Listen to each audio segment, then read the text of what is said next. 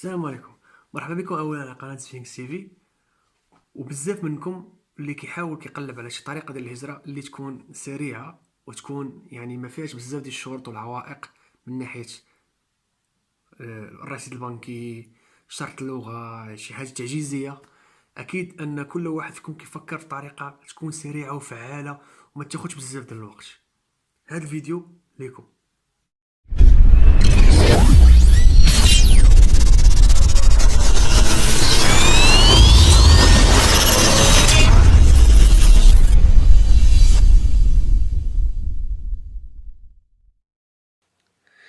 كنجدد بكم الترحاب اخوتي واخواتاتي، ومرحبا بكم على قناه فينكس تي في. واليوم جبت لكم واحد لا فيديو ان شاء الله يكون يعجبكم، وما تبخلوش علينا بجيم وبارطاج وحتى اشتراك وتفعيل الجرس. المهم باش ما نطولش عليكم بزاف في لا فيديو ان شاء الله، انا كنحاول كندير فيديو صغير باش ما يكونش طويل، باش ما باش ما يكونش شويه الملل، ولكن بالمعلومات اللي كيكونوا عندي كنبغي نبارطاجي معكم، ما كنبغي ننسى حتى شي حاجه. المهم لكي لا اطيل عليكم، عندي اليوم لكم واحد الطريقه اللي نقدر نقول لكم اسرع طريقه للهجره الى المانيا. اسرع طريقه يعني كلمة أسرع كتنطبق على ما خلينا من أسرع أسرع طريقة للهجرة إلى كندا وخاصك تبقى تسنى 6 شهور ولا 9 شهور، ولا المهم هذه أسرع طريقة للهجرة إلى ألمانيا، عن طريق كيف ما إلا سمعتوها من قبل أوبير، إلا سمعتوا هذه الكلمة هذه، وهي التي تعني أنك تكون مربي أو مربية بإحدى العائلات الألمانية، أو عائلات مثلا ما كيتكلموش بنفس اللغة ديالكم. أنا نقول لكم علاش هادشي علاش من بعد. المهم باش نشرح لكم هذا السيت هذا وهذا الموقع هذا، وما غنخلي لكم مواقع ديال مماثله لهاد الاوبير ديال مربي او مربيه. غنخلي لكم ان شاء الله في صندوق الوصف، غير تبعوا معايا الفيديو حتى الاخر باش تفهموا الطريقه كيفاش، وان شاء الله ينال الاعجاب ديالكم لهاد الفيديو. الوغ نبداو. هنا كيما كاتبين لكم سيجو اوبير اون الماني، نهبطو هنا نشوفو لي كونديسيون. هنا ما نديرو بديك الهضره الفوقانيه، غنشوفو لي كونديسيون بور لي جون اوبير. عندك لي كونديسيون بالنسبه للناس، كاين دو. كاين الناس اللي كيسكنوا في لونيون اوروبيان، وكاين الناس كيسكنوا خارج لونيون اوروبيان، هما اللي غنلقاو مع اليمين هما هادو. الوغ الحد الادنى ديال طاش ديال ترونش دلاج، السن اللي خاصو يكون قانوني للتقديم على الطلب، ما بين 18 و 26 اخوتي.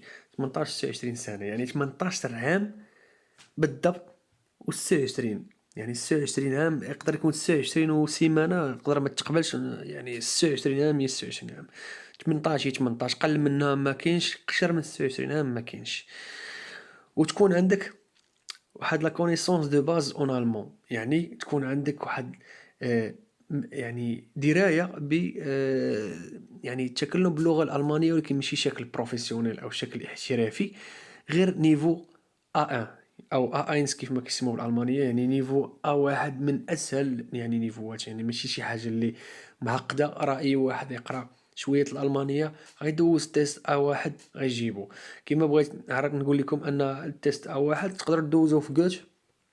الناس ديال جوت في المغرب، كنهضر على المغرب. جوت راه هو انترناسيونال، واحد لانستيتيو انترناسيونال لتعليم اللغه الالمانيه وبعض اللغات تاعي، ولكن بالاساس اللغه الالمانيه. تقدروا تمشيو ليه تقيدوا فيه الا 1 او الا 1. راه تقدروا تقراو تقريبا او مينيموم واحد 3 موا، تقدر تقام عليكم واحد 500 اورو 600 اورو، تقريبا 5000 6000 درهم بالتيست بكل شيء. الواحد تكون عنده واحد السيرتيفيكا ديال A1. ثاني حاجه، ما تكونوش مزوجين وما يكونش عندكم اطفال. tu n'as pas marié et tu n'es pas marié et tu n'as pas d'enfant. ما يكون عندك لا اولاد لا مزوج لا حتى حاجه. tu peux payer le voyage jusqu'en Allemagne.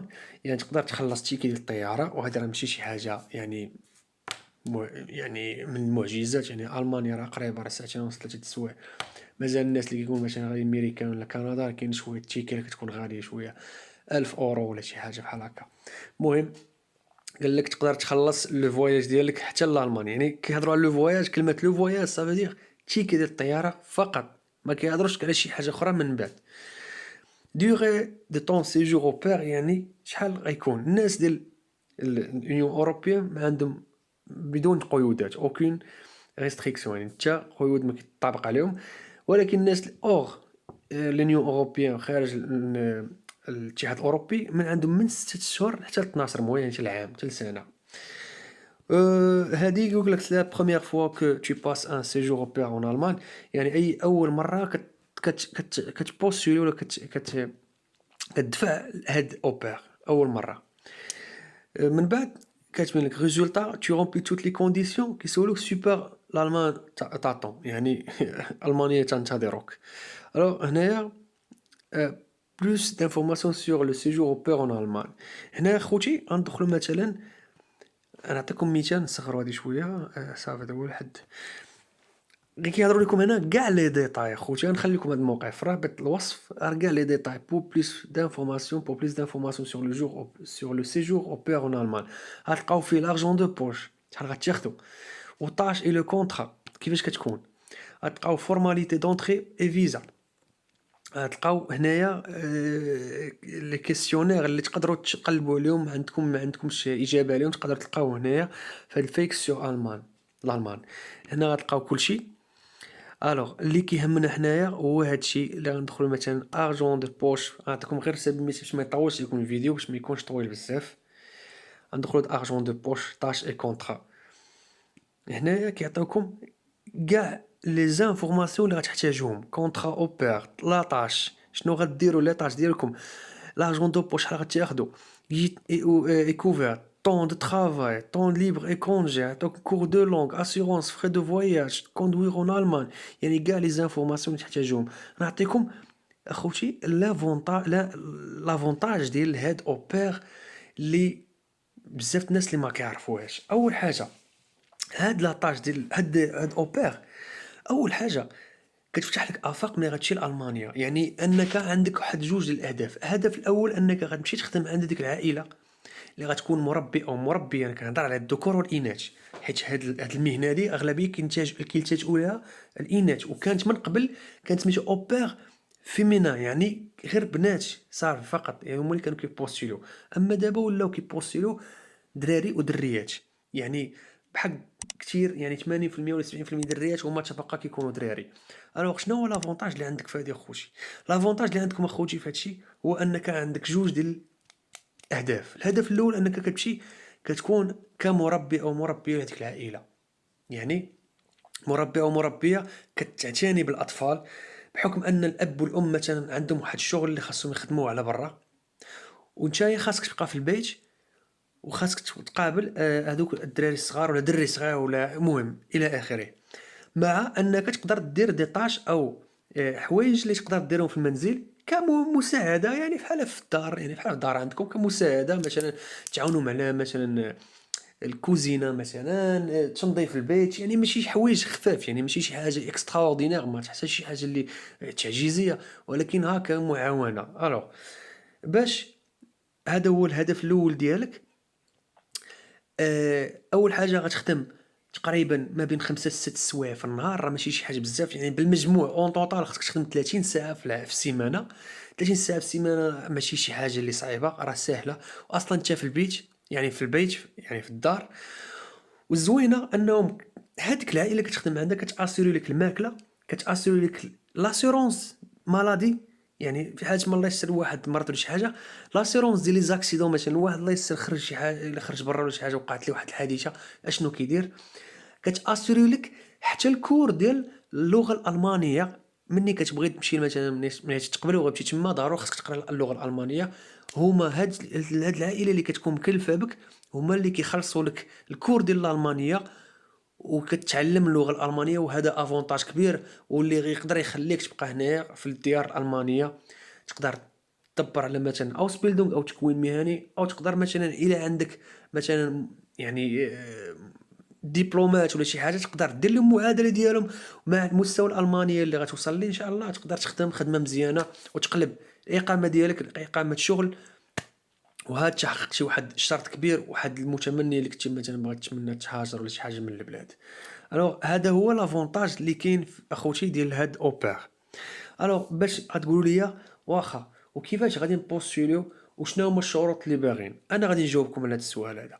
الشروط ديالهم ساهلين، ماشي شي حاجه اللي صعيبه خوتي، راه ماشي شي حاجه اللي تعجيزيه. وعلاش قلت لكم انا اسهل طريقه للهجره الى المانيا هي عن طريق اوبير، عن طريق انك تكون مربي او مربيه. انا ما كنهضرش على مربي او مربيه بالمدرسه، لانه كتكون عندك خاص تكون توفر فيك واحد الشروط، لان مربي ومربيه المدرسه تكون توفر فيك الشروط انك دير تكوين على هذيك المهنه، وتكون عندك اللغه الالمانيه على الاقل بمستوى B2. ولكن هذه ما كتحتاجش لكم واحد المستوى اللي خيالي، راه مستوى A1 او A1 راه اسهل ما يكون اخوتي. اول حاجه الشروط باش نجاوبكم على السؤال. الشرط الاول هو قلنا لكم ديبلوم ديال او شهاده الA1 يعني ديال الالمانيه. العقد اللي غيكون بينك وبين العائله اللي غتكون عندها مربي او مربيه، خاصكم بيناتكم واحد العقد، وخاصكم تفاهموا على اي نقطه من تكونوا مثلا تحضروا مع ديك العائله. خاصكم تفاهموا على اي نقطه، يعني تحطوا واحد الورقه والستيلو وتحطوا النقاط اللي خاصكم تحطوا عليهم النقاط كما كيقولوا. خاصكم تفهموا على اي حاجه، يعني اي حاجه تحطوا النقاط على الحروف. ثاني حاجه البكالوريا، خاص تكون عندكم بكالوريا وما فوق. الى ما كانش عندك على ما فوق تكون عندك على الاقل بكالوريا. كوم كوا بانك يعرفوا انسان عنده بكالوريا يعني انسان، يعني عندك بكالوريا كتخول لك بانك تدفع لهاد اوبير. السيره الذاتيه تكون باللغه الالمانيه، وتكون السيره الذاتيه تكون بروفيسيونيل اخوتي، يعني شي حاجه تكون بروفيسيونيل باللغه الالمانيه. تقدروا تاخذوا الاكزومبلير كاينين في الانترنت، كاين في جوجل، تقدروا تكتبوا CV ولا تكتبوا CV كاع، يعني حيت لانه السيفي كنقدروا نقول السيفي، ولكن هما كيقولوا هنا في المانيا يقولوا ليبنسلاوف هو السيفي. غتحطوا CV اون المان اون المون. رساله تحفيزيه او لتر دو موتيفاسيون كما كتعرفوها بالفرنسيه، لتر دو موتيفاسيون ولا رساله تحفيزيه اللي خاصكم تدعموها تدعم لكم الملف ديالكم وتدمجوها في الملف اللي غتدفعوا للقنصليه او السفاره ديالكم في البلد ديالكم. لان الرساله التحفيزيه كتبين علاش انك باغي تمشي وعلاش شنو هما الدوافع. خاص تكون شي حاجه منطقيه، خاص هذاك القنصل من غيقراها خاصو يعني تقنعو. على مثلا لنفترض نكليكيو على ارجون دو بوش. ارجون دو بوش هنايا محددينه كيف ما كتشوفوا هنايا عندنا 260 اورو. هاد 260 اورو خوتي كتاخدوها يعني مصروف الجيب، كيعطيوها لكم شهريا مصروف الجيب. كتبدا من 260 فما فوق، يعني انت على حساب لا فامي اللي طحتي معاها مثلا، لا فامي اللي غتكون خدام عندهم ولا تكون مربي عندهم ولا مربيه. علاش نتوما اتفقتوا؟ هي كتبدا تقريبا 260 اورو وفما فوق. يعني الواحد بحال كيما نقولوا نيغوسيي. الا كان عندك اكسبيريونس، عندك مثلا يعني واحد كاريزما، كتعرف تهضر هذاك الشيء، راه يعني تنيغوسي مع راسك مع العائله وداك الشيء. ونقول لكم واحد الحاجه، هاد المواقع اللي غنعطيكم ان شاء الله حاولوا تصايبوا بروفيل مزيان، بروفيل اللي غيكون باين بالصوره بكاع المعلومات عليكم كاملين، باش كيثير الانتباه. ماشي بروفيل كيكون ناقص راه ما كيتختارش. هاد الناس هادو راه الشاده والفاده والصغيره والكبيره كيحقوا فيها. الوغ الواحد يكون بروفيسيونيل، حط تصويره مزيانه واضحه كلار، يعني كتبان مزيان، معلومات كيكونوا كاملين، معلومات كامل. تقولش انا حق هادي ما نديرهاش، لا، خاص يكون بروفيل ديالك 100% 100% يكون معلومات ديالك صحيحه اوريجينال وما كاين لك دوبله والو. المهم كما قلت لكم اخوتي، مثلا في القضيه ديال الخدمه ديال شحال غنخدموا مثلا في السيمانه ولا شحال غنخدموا مثلا في الشهر، راه كيبان لكم ان ترافايي كو 6 heures par jour au maximum et 30 heures par semaine. هذا هو ما كان اخوتي. الوغ هنا مثلا كور دو لونغ مثلا، هنا يقدروا يعني كيقول لك لي جون اوبير. هي غتبان لكم هنايا دابا نسطر لكم عليها. Les jeunes au père doivent recevoir 50 euros par mois de leur famille d'accueil destiné à un cours de langue. يعني يقدروا يساهموا معكم واحد 50 كما قلت لكم على حساب شطارت الواحد، كما قلت لكم على حساب كما يعني كيفاش نيغوسي مع هذيك لا فامي.